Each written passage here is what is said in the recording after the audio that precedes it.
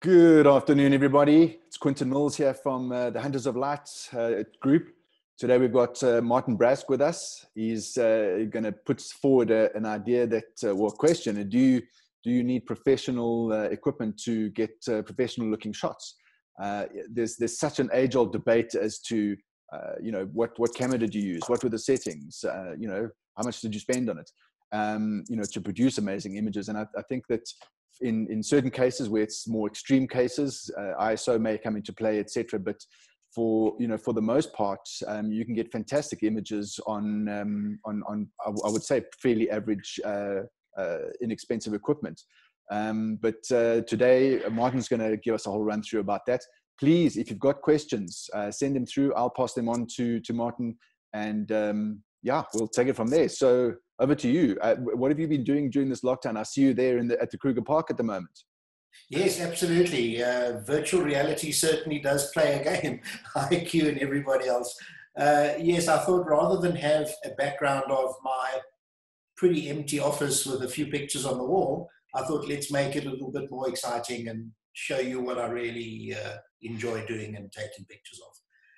Yes, this lockdown has been pretty drawn out. As you know, we're going into our 53rd day now, and it has been pretty tiring for a lot of us who are, let's say, not earning a living in our traditional means. I've been doing some consulting and, of course, doing a little bit of work where you can. But coming from a traditional technical broadcasting background, we've been all locked down, and only essential services are even allowed in the buildings with our various public and private broadcasters. So for me, it's working remotely and just trying to carry on. Absolutely. I think that's really what everyone's trying to do. The game is, how do I carry on? And when will lockdown go to level 3, etc. And as photographers, when can we start working?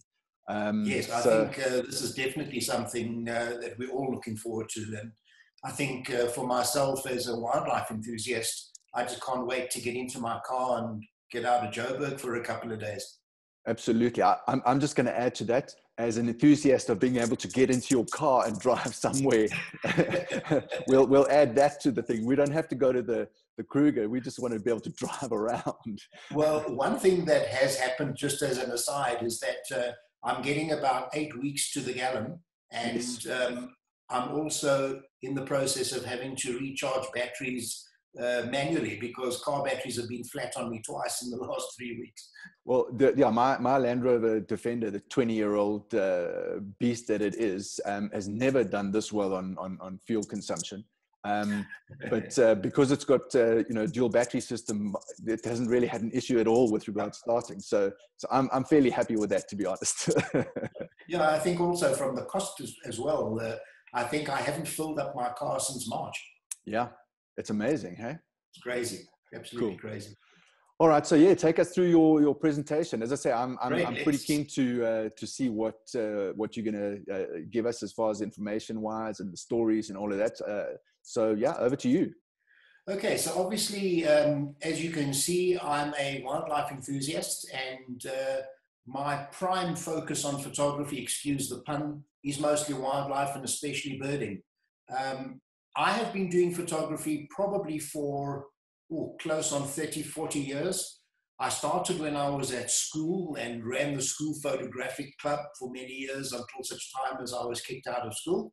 And then I decided to pursue a career as a journalist, and went to university to become a journalist, and worked for a few newspaper groups as part of my payback to the community. And of course, when one gets a bursary, one has to give you time back. So this is going back in the late 70s, early 80s.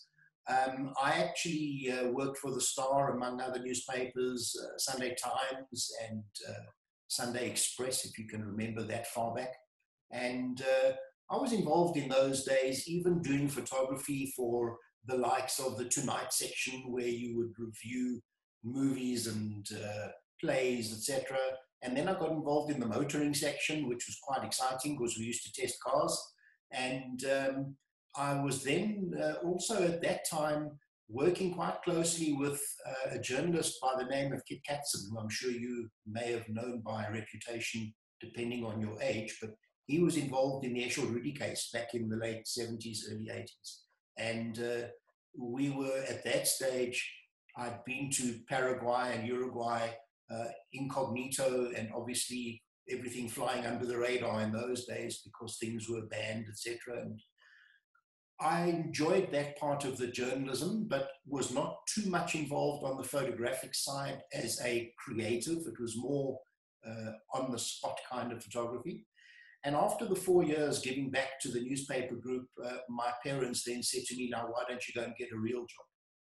So I got involved on the Apple side of things when Apple was still Macintosh, and got that side of the desktop publishing into my brain, and started working as in the advertising field and also in graphic design. So I have a broad background in photolithography, photography, and journalism. So it has given me a spread of career basis with photography as my background.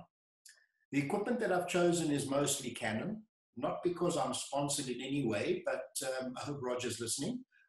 But I would very much like to promote the Canon brand, because quite honestly, best value for money if you're going the pro route.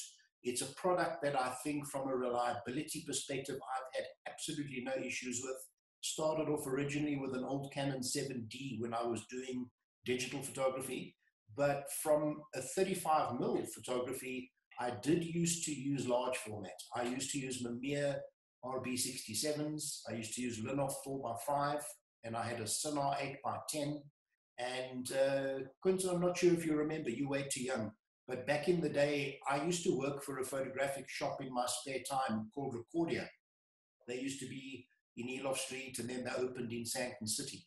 Yeah, that would have been way before my time. Yeah, they went bust probably in the early 80s, late 80s, early 90s. And it was there that I actually met many of those well-known photographers back in those days. People like Pat Colville, who was known for wedding photography. I worked for a short while with Harry De Zitter, who's now in the US. And that was really where I cut my teeth on processing, laboratory work, and really working in a environment where we don't see that today. I mean, I've seen some of the AFDA students who have never been into a darkroom, who don't know what happens with a roll of film once it comes out of the camera. And literally, that was where I learned photography, was taking that image that you couldn't see unless you were in a darkroom, and then processing it and manipulating it in a way that what we did then in a darkroom, you have to now do in Photoshop in a tenth of the time. Yeah, absolutely. And in a much more comfortable environment. Absolutely. Smelly, fumy, chemicals, pitch dark. And the reason that I'm wearing glasses today, and I don't think it's because of my age, but I've been wearing glasses since the age of 19, 20. And I think a lot of it was caused by working in a dark room for 8 hours a day, coming out into the bright light every few minutes, and it did deteriorate my eyes. Fortunately, with certain kinds of surgery and with optics that are just so superior today, one can actually get around with all of those kind of problems with photography. I do use a diopter in the eyepiece in my camera so that I can wear sunglasses or ordinary glasses, because I cannot wear contact lenses. I suffer from too many eye issues, from astigmatism to short-sighted to not being able to read close distances. So you cannot correct that with either one lens or a contact lens. So I had a diopter made for the camera, and I wear glasses at the same time. As I said, Canon equipment. I'm not a professional photographer in the sense that I earn a living from my photography. I do, on the odd occasion, sell some prints or have been contracted to do the odd job for somebody who needed a picture of a certain item or even wildlife. I think my only claim to fame in the last 5 years was when I became a field guide and game ranger. This was purely as a a hobby extending into something that I was going to use for my retirement, I came across an outfit called Wildlife Campus, and they are an online wildlife training organization that do all the theoretical side of wildlife. And they asked me if I would allow them to use my photographs to use for all of their books. So all of their theoretical workshop manuals and everything that one would do, all of their covers and all of their mammals and birds and felines and all of that are in actual fact my pictures. So I did that as a giving back to the education community for that, and they were quite thankful on that. I have bought equipment over the years purely out of my own pocket. So what you see in this particular slide is in actual fact all that comes out of my bag. I have not really purchased everything that one would need. For example, I have a 100-400, which is my go-to lens for wildlife. And only in the last year was I able to save up enough money to buy a 500mm f4 prime. And I haven't even had a chance to use it, because since lockdown, I have actually only taken this lens out of its bag and put it up in the garden to do a test for sharpness and clarity. It's too long to even take a picture outside of my garden. So I haven't really had a chance to even see what I can do with it. I have done a little bit of photography with a 500, but it was one that I'd borrowed a couple of months back. No, that's probably my favorite lens. I've termed it the 500, and yes. whenever I get a chance to go and shoot with Roger, it's always yeah, I'll have the 500, please. It's fantastic lens. Well, absolutely love it. Well, unfortunately, this is the Mark 1. When I say unfortunately, it's what I could afford, but it is still a damn fine lens. And I purchased it as a second-hand unit from a lady who had only used it maybe on about a dozen or so occasions. But after she purchased it, she only realized then, when it was a bit too late after spending her own money, that she realized it was too heavy for her to handle. So she decided to sell it, and she's gone mirrorless. So this is one of the things that one has to really look at when it comes to doing photography in a way that, do you want to carry all of this with you in a bag? Are you going hiking, or are you sitting in a hide? Or is it something that you actually don't mind taking on an airplane with you with a backpack? So one has to weigh up where you do your photography. 90% of the photography I do for birding will be from a hide. So I will sit there with the gimbal clamped down to the window frame or to the shelf that they have inside the hide, and that will be where I'll sit for a few hours in the morning. So the 500 for that is absolutely perfect. Up until now, I've been using the 100-400 with a 1.4 converter, and I must say Canon's combination of that 1.4 and the 100-400 on a full frame camera is dynamic. I've never in my life experienced sharpness from a zoom as I have out of this lens. And all credit to their optics, because they are absolutely superb. Getting back to bodies, I started off many years ago with a 7D. Then I went to a 70D, which was one of the first decent cameras that did a bit of video. And I then got a little bit tired of crop sensor, and everybody said, yeah, buy full frame, buy full frame. And at that stage, the 5D Mark IV was coming out. And I said, right, that's what I'm going to save up for. And that's basically my workhorse for the last 3 years. And quite honestly, one of the best bodies I've ever worked with. Absolutely ideal for wildlife, for video, for anything. It's been pretty good. Right, so I think let's get on to some of the real pictures and topic that we were here for. So to give you an idea of where I come from, as I said, I'm mostly doing photography of wildlife in various parks, as well as birding. My wildlife photography stems from the love of nature going back to when I was a kid of 5 or 6. And I can remember the family used to only ever go to the Kruger Park on holidays. We were not the kind of family that loved the beach or went to the sea.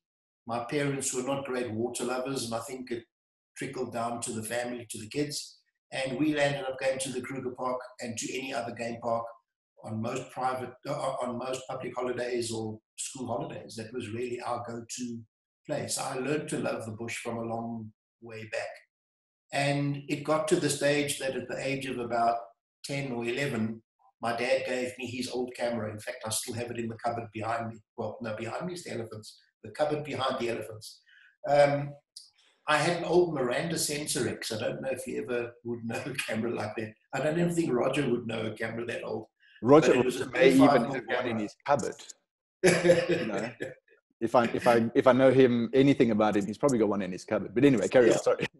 So I basically was given this camera, but it only had a 50mm lens. That was it. No telephoto, no nothing. So of course it was back in the day that at that age I was just so keen to take pictures of anything moving, and I would have to wait a week for the film to be processed from the local pharmacy before you get it back.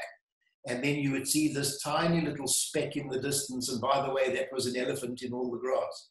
So, but it just, the fact that you were there and enjoying the bush is something that I've grown up with most of my life.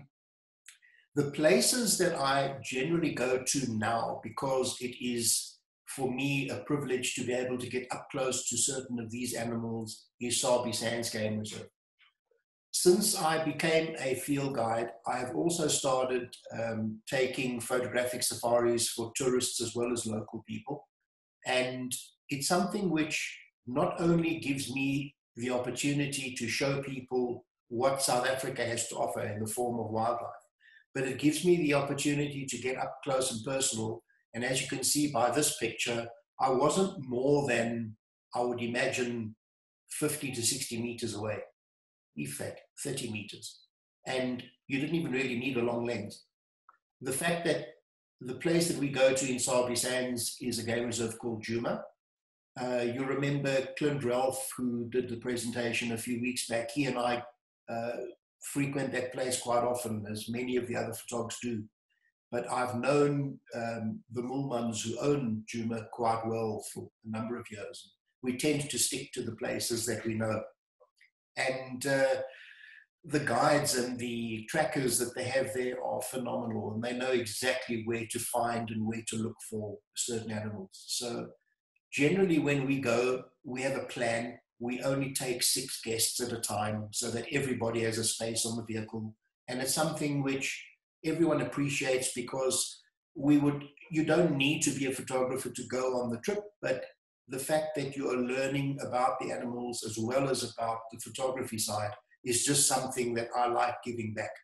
And for me, the photography is just an added bonus, because if I'm taking guests on a group, I very seldom even pick up the camera unless it's something that is really, really out of the world, that I give my 110% attention to the guests, so that if they want to know what aperture should I use, or how do I fix this problem, etc., I'm there for them. They've paid the money to come on the trip. I'm not there to take my own pictures.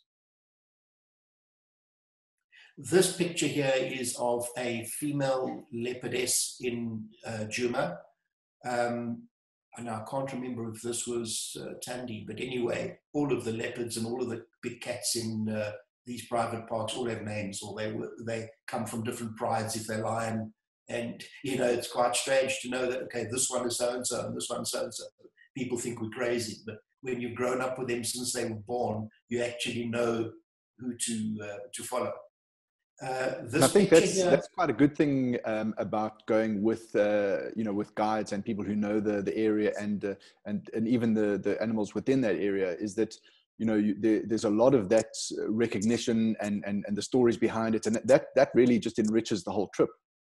Absolutely. I think the fact that also, and I'm not only punting Sabi Sands, but most of the private game parks, from Cheetah Plains, inside, you name it, there are just so many, Kharkhari and all those areas. The guides and the trackers there were usually born in the area.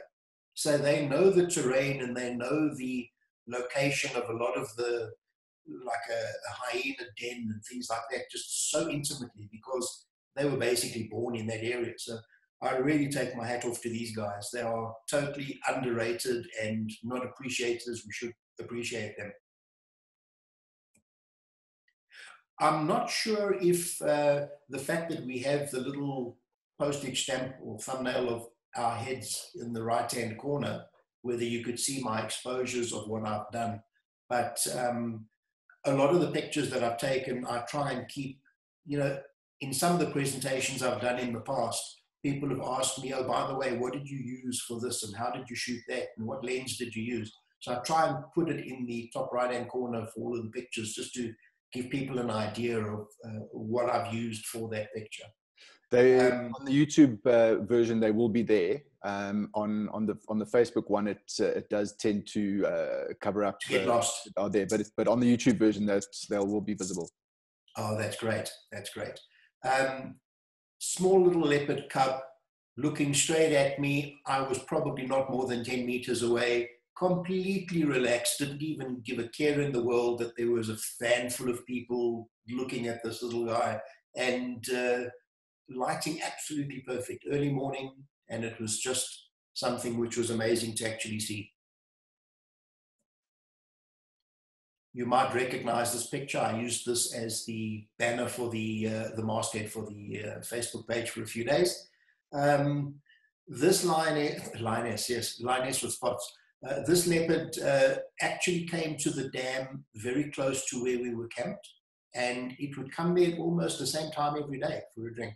So I got to know its habits and its pattern, and you could almost walk straight up to it without it being offended that you were there in its place. And I was hanging out of the vehicle here, and it didn't even stop or anything. It carried on doing what it was doing on its own. And I did this for a few days until such time as she got skittish, and we only realized why, is that she had her cubs not more than 200 meters away from where we were. And we only realized that her cubs had been born probably about 2 or 3 days after we'd seen them. Wow. Also, I love small animals, you know, the cubs of the lion and leopard and hyena, wild dog. They are the most incredible creatures to actually watch and see their interaction with the parents and with the pride and with the group that they're in. And these little guys are so curious, you know, they do not know fear. It's almost like a baby, you know, very few babies understand fear. I mean, they'll run to a swimming pool and want to dive in before the parents quickly go scrambling after them. And animals are the same. You know, they're very curious. They'll come up to you because they don't fear humans. They don't know what a human is. They don't know what a vehicle is. And you can get pretty close until such time as the parents give a little bit of a grunt and try and get you away from them. As you can see, my favorite animals, cats. I do a lot of photography for leopard and cheetah and lion. For me, they just have such a regal feature about them, and it's something which not many other animals do. I'm not sure if you can see, but let me see if I can point it. That is a little michi, or a flea maybe. And I thought, I'm not going to crop it out. I'm going to leave it in and just have a look and see if people would notice it.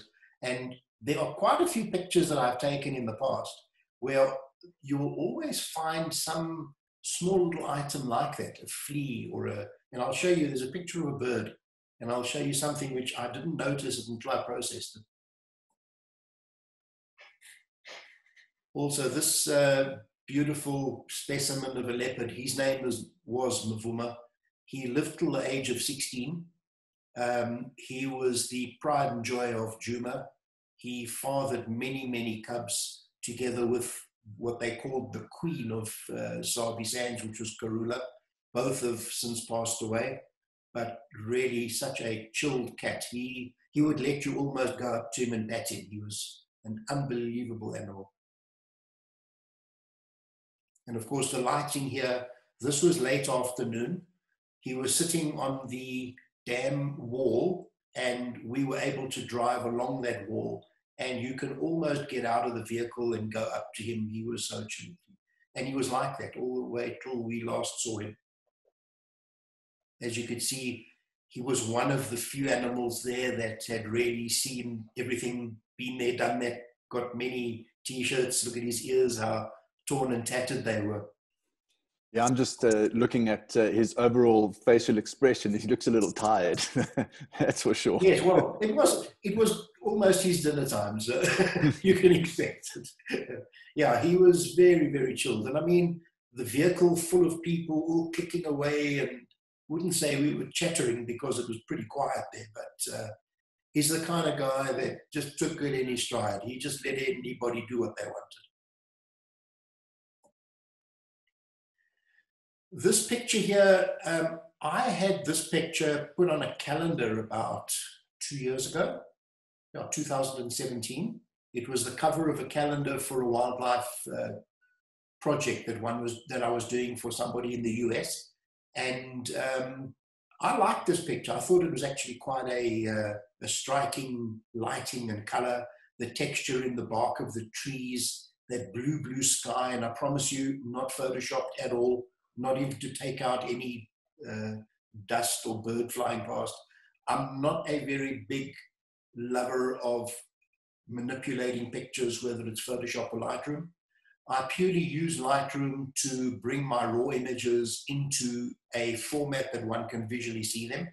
And I do the odd tweak to maybe change a raw image from its faithful in-camera setting to something that one can see. I don't believe that manipulating pictures in a digital environment for me is something that I enjoy. I prefer having a look at what I've remembered in nature and portraying that either on a screen or on paper, print, canvas, etc. I like to do as little manipulation as possible. I don't like people who do taking posterization and changing colors and doing what they would call having artistic license. Yes, to each his own. Everybody has their own way of portraying or manipulating pictures. For me, I like to see what comes out of the camera.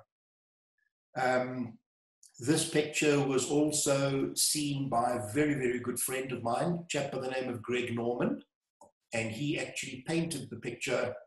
Well, there again, using a little bit of poetic license, he took my image and obviously added a few of his own items to it, like the background and shortening the tree. But that, he says that I gave him the biggest task that he's ever done in his career as a painter, of actually portraying leopard skin or fur. He says it took him weeks, months to get that right. That picture, I think, if I'm not correct, is 2 meters by 1 meter that he painted. And it was actually a commission. He sold that. He painted it for somebody. It wasn't as if he painted it and tried to sell it. He asked me if he could use one of my pictures of leopard. I sent him a dozen or so examples, and that's the one he chose.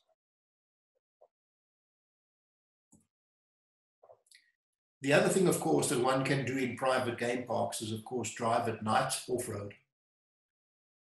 This is that same leopard, Mvula, walking at night. I am not one to use flash. Besides the ethics of doing flash photography in a wildlife environment, for me, is not on. I also don't advocate spotlights. I prefer to use the lights that are visible either from the moon or anything. In this case, it was the second vehicle's headlights, and that is all I used. There was nothing else, no fill-in flash, no torch, no nothing. It was purely a headlight from the vehicle parked next to us. And all I did was waited for him to walk into this beam of the headlight and took a picture on manual.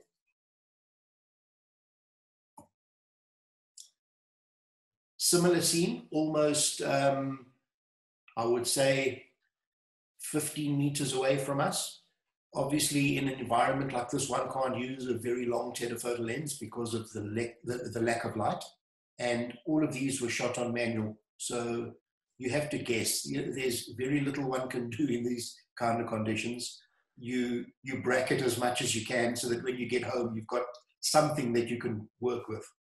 I really, really like this one. It's just a nice composition, nice angle that the light's coming from. Really nice. Yeah.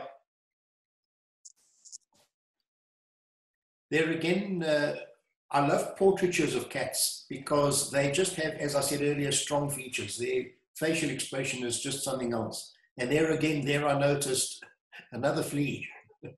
I seem to pick them up, but it's amazing what one can actually pick up in post-processing rather than actually when you're in the scene. Okay, this is just a shot. I'm sure most of you guys have heard of Wild Earth Safari Live. They've been getting a lot of press recently during lockdown. They are a group, they used to actually do a lot of work for National Geographic, who I believe pulled out at the time. But Graham and Emily Wallington, who own Wild Earth, they actually do a daily 3-hour drive in Sabi Sands. And they also at one stage were in Masamara in Kenya, where they had a driver who was the tracker as well as the guide, who was in a vehicle with all this paraphernalia on the back of the vehicle, which was basically a video camera set up to a microwave link that went back to a control room at Juma in Sabi Sands. And they would do a live 3-hour drive, taking pictures and doing talks of all of the animals and the scenes that they had. So they did an early morning drive from 6 in the morning until 9, and then 1 in the afternoon from 3 until 6. And this went out live on the internet, and it became absolutely, I think they were getting millions of hits a day. But then when National Geographic pulled out, they lost all of their funding, and it was just very difficult for them to carry on the business. So they did a Kickstarter program, and they raised a couple of $1 million in 3 days. And since lockdown, they've been able to keep it going. And they were even on CNN, I think, last week, because there are a crew who are, wouldn't call them stuck. I'd love to be stuck in Sabi Sands, but they've been stuck there since March with all of the COVID-19 lockdown. And they are carrying on doing Safari Live every day, doing these trips for themselves, if you want to call it. They are driving in an empty park. There are no other people in the park, bar the staff that are living in Sabi Sands. And they are doing this drive to the rest of the world at these times when they do their live crossing. And it's been an absolute, you cannot believe the amount of people that have written in to say, you know, like, well, I'd rather have a look at this than actually have to be there if we were in lockdown. And I had the privilege of meeting all of the people from the entire operation at Juma already about 4 or 5 years ago.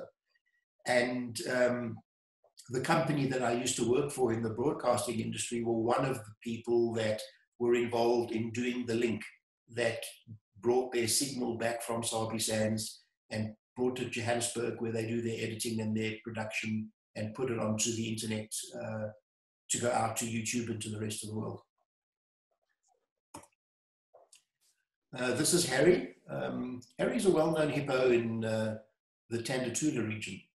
And he comes to, there's one dam very close to Tanzania, and this is Harry the hippo, who's been there for quite a few years, and I think he knows the people already, but I still wouldn't like to get too close to him.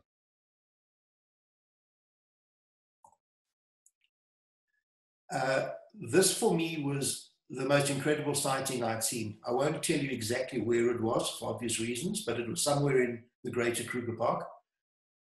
3 black rhino together. Now, this is something that is not very common. As you know, black rhino are a lot less in numbers than a white rhino, and they are very, very vicious and completely unpredictable.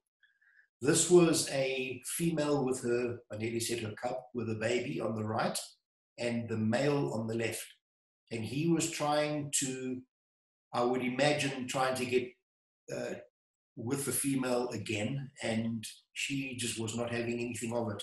And we were there for about 15-20 minutes looking at this incredible sighting, and we were the only people in the vehicle. There were 4 of us, and we didn't even have a group of guests. This was purely the ranger, myself, another photographer friend, and the tracker.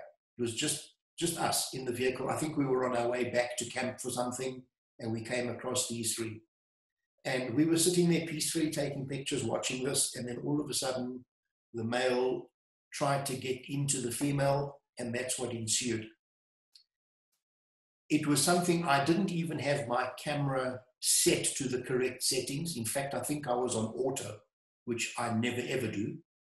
And it was something which I want to actually emphasize this to a lot of the people out there who keep a camera on their lap, or if you're in a vehicle, please always make sure that if you had taken pictures the night before on manual wide open with ISO 3400, when you get back to camp or when you get back into your room, put your camera back to what it would have been for your stuff during the day. Because I've had so many people who have been disappointed where their camera settings were not put back to, let's call it the normal or the original, what it should be. Always be prepared. Have everything ready just in time.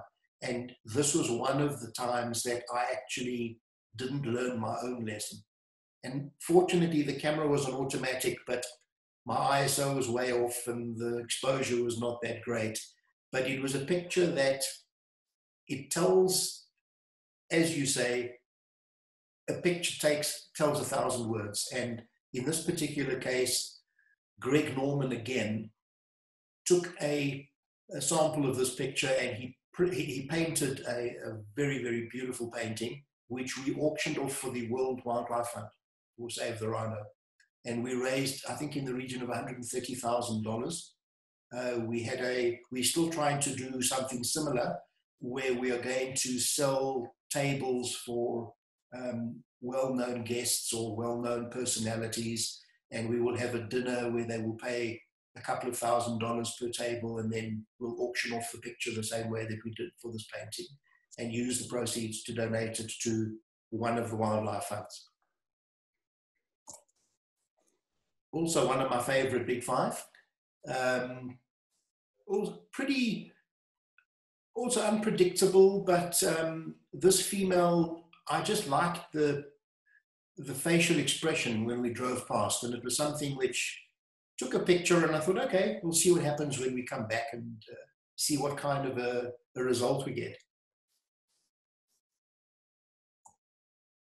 Then I like the detail. Obviously, an elephant is a huge beast. This one not being any particularly smaller than anything else, but I just love the detail of the tail. And a lot of people don't actually pick up that kind of thing when they're looking at this animal from a distance. You know, you don't notice that the end of that tail, it's almost like wire that's coming out of that small little tuft. And it's those pieces of wire that people have their bangles made from. I'm not sure if you've ever seen people walking around with these thin black bangles. And I think I have one here. No, I don't. They actually made from the hair of that end of the elephant's tail. Just the texture of that skin is just something amazing. Then, of course, my favorite red-billed oxpecker birds, they will hitch a ride on anything going. And, of course, hippos being no exception.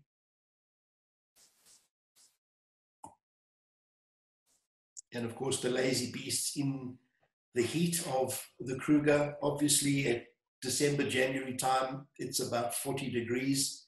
The best place for anybody, not only hippos, is the water. And they will lie in anything. The water's clear, or whether it's murky or filled with weed, they don't care. I just like the lighting on this picture. It's something which over the years, there's nothing better than golden hour. And quite honestly, it's, for me, the best time for anybody to take pictures, whether it's animals, whether it's architecture, whether it's, you cannot really fault the sun at that angle. It just gives you the most amazing results. And you know, just by changing your settings, you can go from something like that to something that's much more of just a rim light. There's just so much that you can do with it once you've got that first shot and you start playing with it a little bit. Absolutely.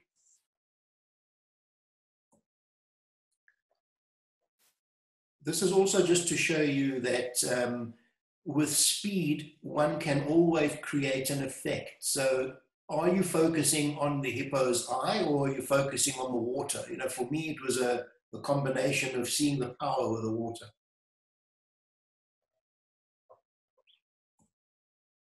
Now comes to some of my birds. I won't spend too much time on each picture. I don't know how boring bird photography is to many people out there, but these little guys, they are not more than yay big. If you can see my hand, they're tiny little birds, malachite kingfishers. This is where I cannot wait to try out my 500mm prime lens, because this is really where that lens is absolutely at its finest. This was taken using my 100 to 400 with the teleconverter, and you can see the results are pretty good. I cannot fault it.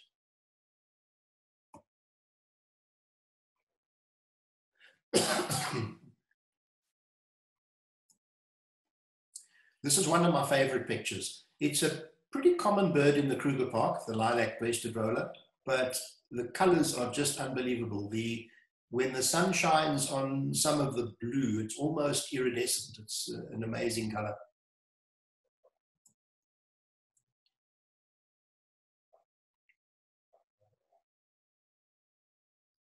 That's beautiful.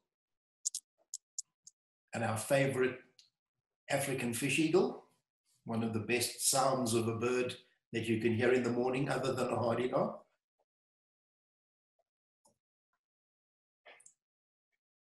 And this, believe it or not, just to go back, that we don't have to always be in a game reserve or a park or anywhere. This was taken at Austin Roberts in Pretoria. So one can actually get in a car 20 minutes away, well, not today, but when lockdown is over, even a place like Austin Roberts is closed. And I was thinking of taking a sneak drive out there in the last couple of days and seeing if I could take any pictures from outside the fence, but I'm not prepared to take a chance, because you can see it's a ringed bird, so they don't travel too far. Same bird, just portraiture of the bird. And this was one of the pictures I took, and I'm using in the presentation just to give you an idea. When I first processed this picture back home, I noticed here that there was a huge hair. And I thought, oh, don't tell me I've got something on my sensor, because this was the first thought that I had. And when I looked through all of the pictures, there was nothing at all, only that particular picture, until I realized it was actually something, it was a spider's web hanging down behind the bird. So it shows you how sharp these lenses are today, that one can pick up that amount of detail.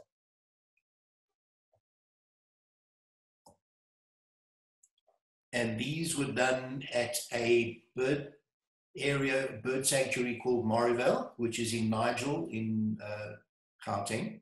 We love Morivale. Love Morivale. Yeah, I love Morivale. Often see Roger there. Whenever Roger has a new toy to play with, that's where he goes.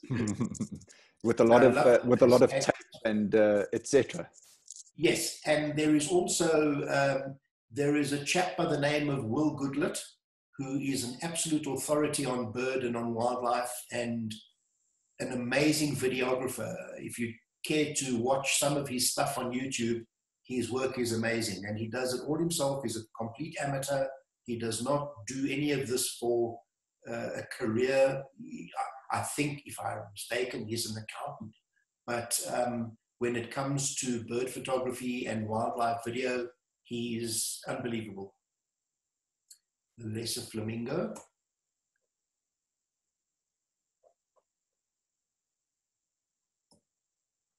And there again, we have a juvenile malachite kingfisher. And these pictures here, that one and that one of the same bird, were actually done the weekend before lockdown. So I was quite pleased to have at least got something in the month of March before lockdown. So we were quite lucky.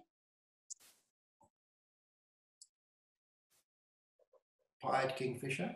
Now, in this particular case, it's a slightly bigger bird, but the detail that you get is something unbelievable.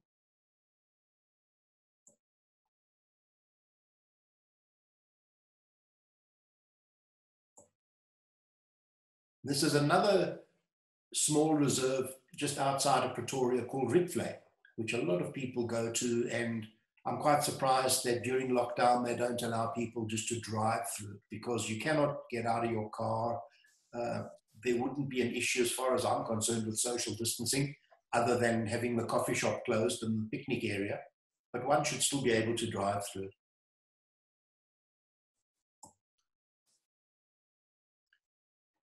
These are sunbirds, which at the moment in this particular month of March, let's call it May and April, this is when they come out. And if you go anywhere near an aloe or the red hot poker variety of flowers, you will see them.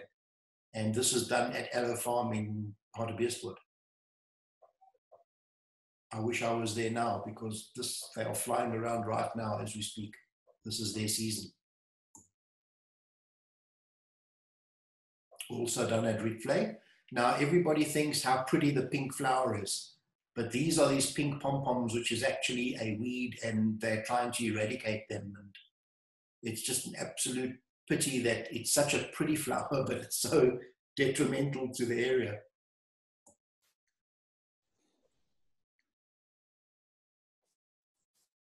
Just the lighting off the wings, I think, is what attracted me to a picture like that. Early morning light. He'd just been out of his, he came out of his depth, I should say. He went fishing. And there again, everybody thinks it's such a pretty picture, having a zebra and all of these pink flowers, but all of those are weeds. And it's just a pity that it is a weed, because it lends itself to quite a nice picture. In actual fact, I made a canvas poster of this for somebody as a Christmas present last year.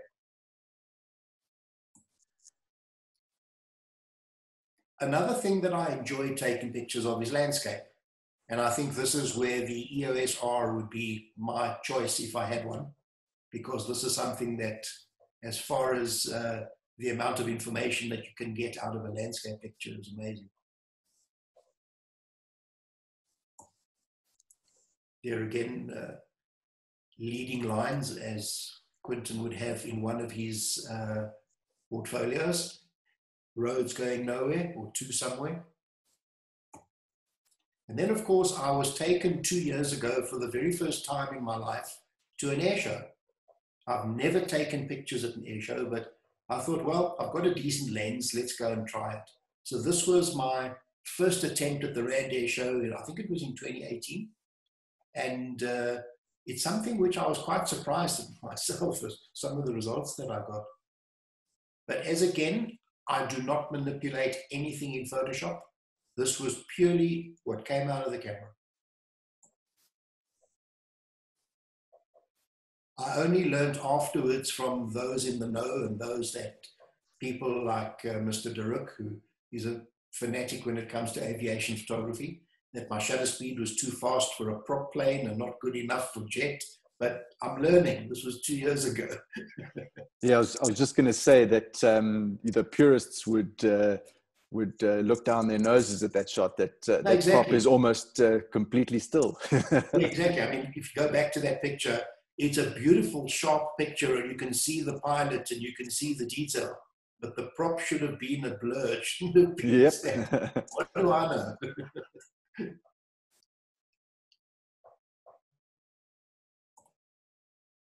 There was a slight improvement, and I think it was by sheer fluke that my shutter speed had been dropped down enough to be able to show it. And there again, this is what happens when you're in lockdown. Getting a little bit bored, what do? You try things that you can do in your own home. And I thought, okay, how do I take a picture of a car with a nice reflective base and the way that it would be in a showroom or in a motor vehicle magazine? And I played around. This was no flash. This was daylight coming in through a window. And this isn't a real car. In fact, if you can see, there's the car. It's a model of my own vehicle. I have one of these in real life, but this is in actual fact a model. It's not a real car.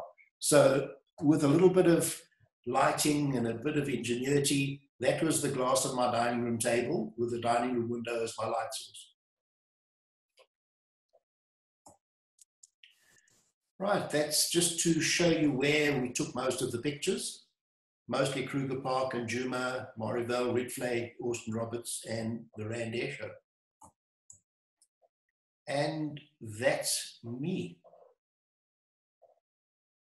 Fantastic. Thanks, Martin. I appreciate that. I think the fact that you're able to go to all these amazing places. I mean, Sabi Sands and that sort of area is a fantastic area for the wildlife. But I think the guides certainly know their stuff there.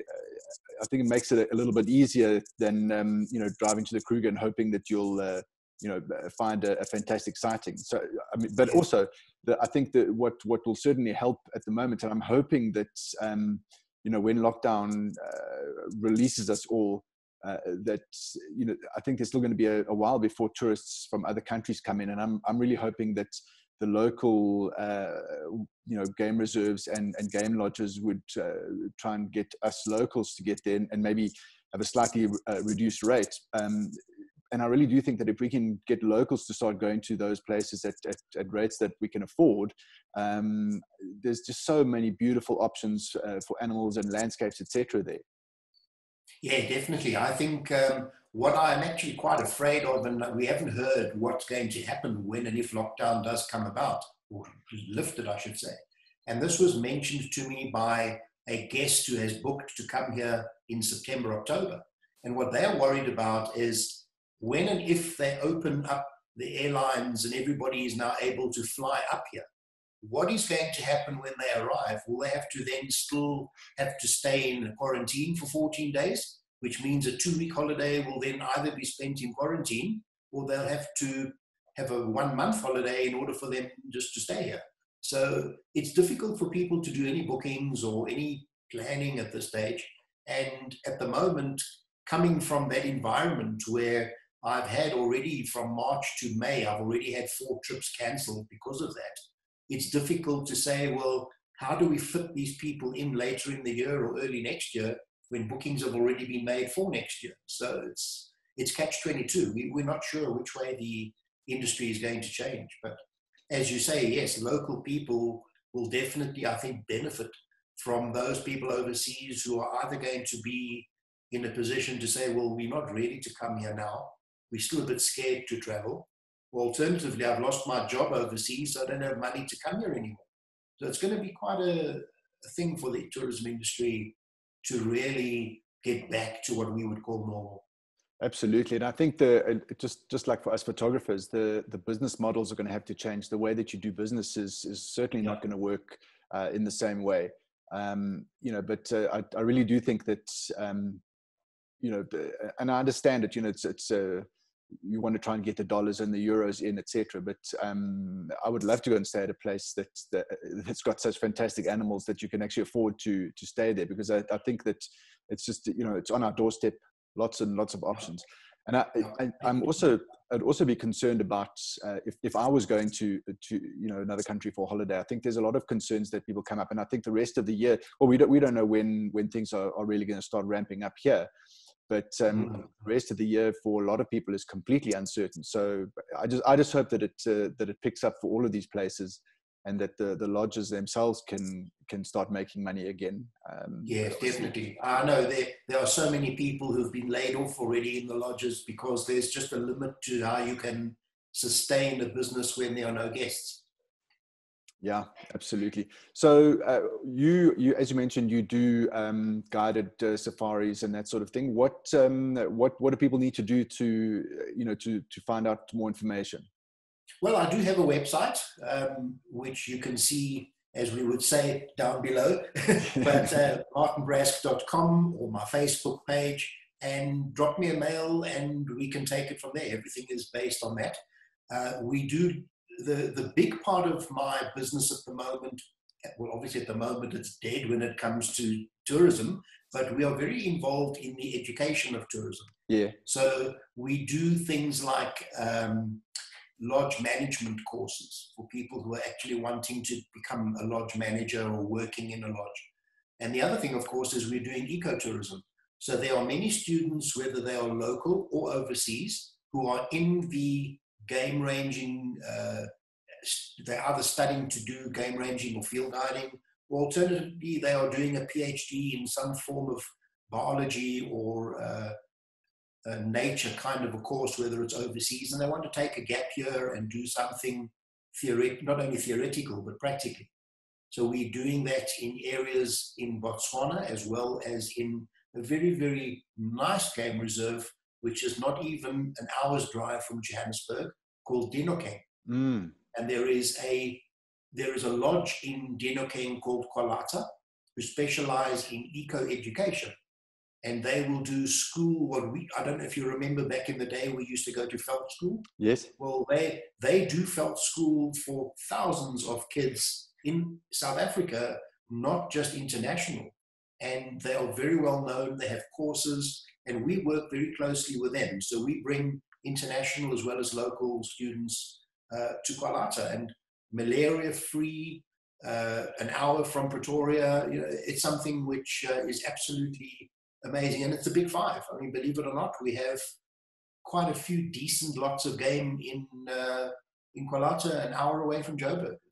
It's a pleasure. Yeah, I've driven through Dinokeng a couple of times.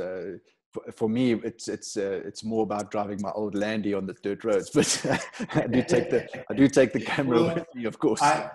I still get asked why I bought my Lexus SUV, because they know that I'm in the park, and I never ever take it because I'm scared of the thorn trees scratching it, and so I still end up renting a bus or something. Absolutely. Martin, thank you very much for your time today and for taking us through your images. I really appreciate it. If the guys have got any questions, they obviously put them on the chat, etc. So if you want to go through there, maybe if there are questions, you can answer them, and just give anyone that needs more information a bit more advice. So thanks again. I really appreciate it, and chat to you soon. Perfect. Thank you for allowing me to show you what we have, and we'll definitely answer all those questions coming in. Awesome. And fantastic initiative that you've done, Quentin. Really take my hat off to you. Good luck with the rest. Awesome. Thanks a lot, Martin. Cheers. Perfect. Cheers. Bye. Bye.